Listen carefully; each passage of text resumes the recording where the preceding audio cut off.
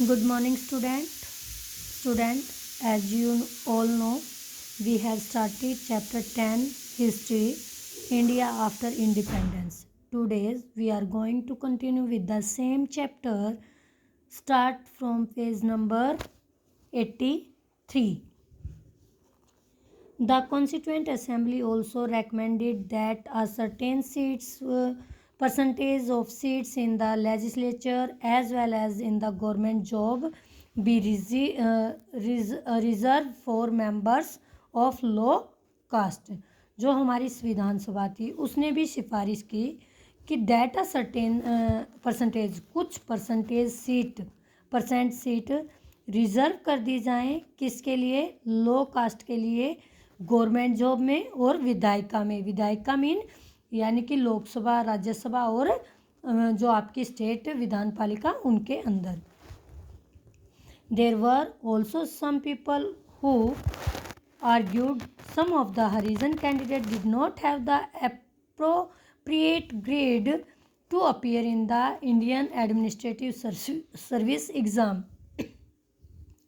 कुछ लोगों ने ये आर्ग्यू दिया कि मतलब इसके विपक्ष में कि जो आप गवर्नमेंट सीट में इनकी सीट रिजर्व कर रहे हो तो कुछ हरिजन तो ऐसे हैं जो उचित ग्रेड भी नहीं है उनका जितना गवर्नमेंट सर्विस के लिए उन्हें एडमिनिस्ट्रेटिव जो प्रशासनिक सर्विस एग्ज़ाम के लिए होना चाहिए वो भी अपीयर नहीं कर पाए। मान लो किसी को 30 या 40 मार्क्स मिनिमम चाहिए थे तो कहते वो भी ग्रेड उन्होंने नहीं लिया, अपीयर नहीं किया है, तो भी उनको सर्विस कैसे मिले।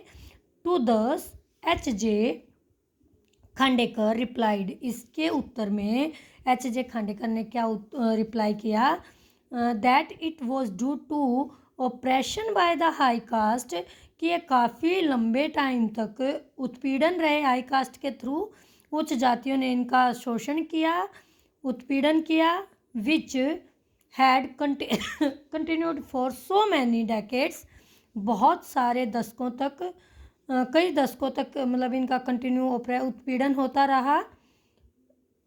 That they had lost the ability to think, जिसके कारण ये अपने सोचने की अक्षमता को लॉस्ट कर चुके हैं। द आदिवासी और schedule tribes were also guaranteed reservation in jobs along with the Harijan, Harijan के साथ आदिवासी, शेड्यूल कास्ट को, शेड्यूल ट्राइब्स को, आदिवासियों को भी क्या दी गई, रिजर्वेशन दी गई गवर्नमेंट जॉब में और सर्विसेज में। It took them a long time to decide on the distribution of power among the center and state government. जो हमारी कॉन्स्टिट्यूएंट असेंबली थी उसने काफ़ी टाइम लिया क्या करने में, यह डिसाइड करने में कि शक्तियों का जो बंटवारा है, डिस्ट्रीब्यूशन है, वितरण है, वो स्टेट गवर्नमेंट और सेंट्रल गवर्नमेंट के साथ मतलब किस तरह से किया जाए, कि इनके बीच में शक्तियों का बंटवारा किस बेस पर किया जाए। Some member wanted the power should be given to the provinces, कुछ ये कहते थे कि प्रांतों को पावर दे दी जाए, सत्ता देनी चाहिए, वेयर एज जबकि some wanted it to be kept with the centre, हालांकि इनमें से कुछ ये कह रहे थे कि जो सारी शक्तियां हैं वो सेंटर के हाथ में, केंद्र के पास होनी चाहिए। टू बैलेंस दिस क्लेम, इन दावों को बैलेंस करने के लिए 3 lists of subjects were provided, जो सब्जेक्ट थे, विषय थे, उनकी 3 लिस्ट प्रोवाइड करवाई गई। यूनियन लिस्ट हमारे पास प्रेजेंट टाइम में 4 हो गई है ये list, okay, union list, state list और कॉन्करेंट लिस्ट। अब यूनियन लिस्ट में कौन कौन से टॉपिक रखे गए जिन पर सिर्फ और सिर्फ सेंट्रल गवर्नमेंट ही लॉ बनाएगी, डिफेंस या कोई भी डिसीजन लेगी, फॉरेन अफेयर्स विदेशी मुद्दे, फाइनेंस और देश की वित्तीय जो भी डिसीजन है वर under the centre. State list में एजुकेशन देखो अपने अपने स्टेट के पास रख दिया, हेल्थ भी अपने अपने स्टेट के अलग अलग इशू होते हैं, वर under the state.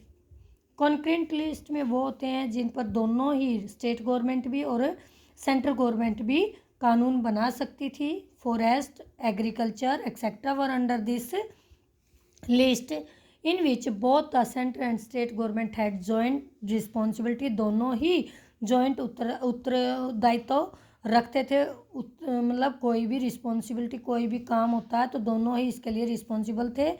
Debates took place over the language issue under colonial ruler. Debates हुई किसको लेकर, किस मुद्दे को, took place over the language issue को लेकर, जो कि कॉलोनियल पीरियड में हमारे यहाँ कौन सी लैंग्वेज थी, English had been the official language. उस टाइम पर जब हम मतलब उपनिवेश थे, ब्रिटिश के अंडर कंट्रोल थे, इंग्लिश ऑफिशियल लैंग्वेज थी।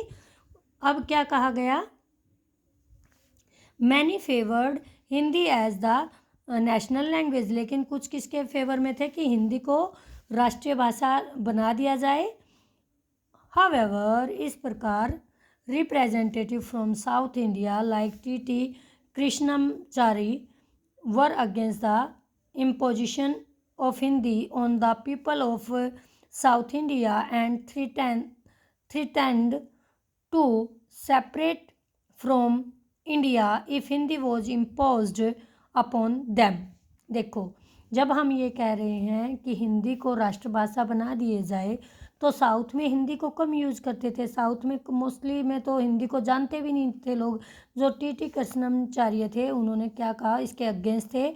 उन्होंने कहा कि यदि साउथ के लोगों पर ये हिंदी को डाला गया, फोर्सफुली उनको हिंदी एडॉप्ट करने के लिए बोला गया, तो वो अलग से उन्होंने धमकी दी, थ्रेटेंड किया, धमकी दी टू सेपरेट फ्रॉम इंडिया, कि वो इंडिया से क्या हो जाएंगे, सेपरेट हो जाएंगे। If Hindi was imposed upon them, यदि हिंदी को उन पर डाला, थोपा गया, यानी हिंदी लैंग्वेज उन पर थोपी गई तो।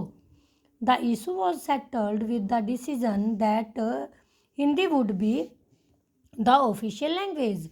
अब इस इशू को कैसे सेटल किया गया, कैसे सुलझाया गया, क्या डिसीजन लिया गया कि हिंदी को ऑफिशियल लैंग्वेज बना देंगे, राजभाषा, and English would be used in court and court services etcetera.